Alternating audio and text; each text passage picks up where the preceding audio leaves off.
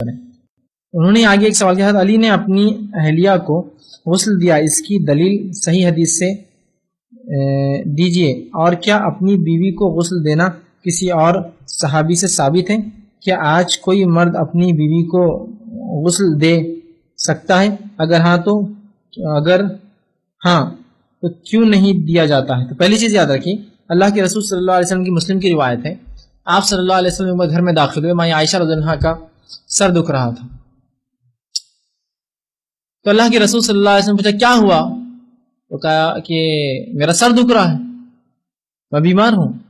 اور عورتیں عموماً ہوتی ہے ایکسٹرا سوالات کرتے رہتی ہیں، تو انہوں نے بھی ایکسٹرا سوال کیا، اگر میں آپ کی زندگی مر جاؤں تو کیا کروں گے؟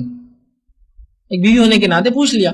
تو اللہ کے رسول نے کہا اگر تم میری زندگی میں عائشہ مر جاتی ہو تو میں تمہیں نہلاؤں گا، تمہیں کفناؤں گا، تیری جنازے نمازہ پڑھوں گا اور تیری مغفرت کی دعا کروں گا۔ کیا فرمایا اللہ کے رسول نے عائشہ کو؟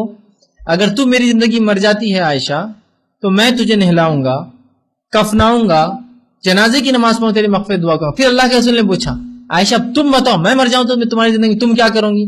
تو کہا اللہ کے رسول اگر آپ میری زندگی مر جاتے ہیں تو میں آپ کو نہلاؤں گی۔ یہ تو عورت کا جواب بھی ہوگا جو اس کے شوہر نے کہا، میں آپ کو کفناؤں گی، میں آپ کی جو ہے جنازے کی نماز پڑھوں گی اور جو ہے آپ کے لیے دعائے خیر کروں گی۔ ٹھیک، اللہ کے رسول کا جب انتقال ہوا صلی اللہ علیہ وسلم، تب مائی عائشہ رضی اللہ عنہا نے یہ بات، چونکہ آپ صدمے میں تھی، بتائی نہیں۔ جب دیگر ازواج کو یہ بات آپ سے بعد میں پتہ چلی تو کہا کاش کہ تم پہلے بتاتی تو اللہ کے رسول کو ہم ہی دھلاتی، ہم ہی نہلاتی اور ہم ہی کفناتی۔ تو آپ کر سکتے، حدیث بالکل واضح ہے۔ اب کیوں نہیں کرتے؟ تو اب لوگوں سے پوچھیے، لوگ بہت سے کام نہیں کرتے، کیا کریں گے؟ اس لیے کہ دین کا علم ہم نے حاصل ہی نہیں کیا، اور ہم نے ایک پیشہ نکالا بقول مولانا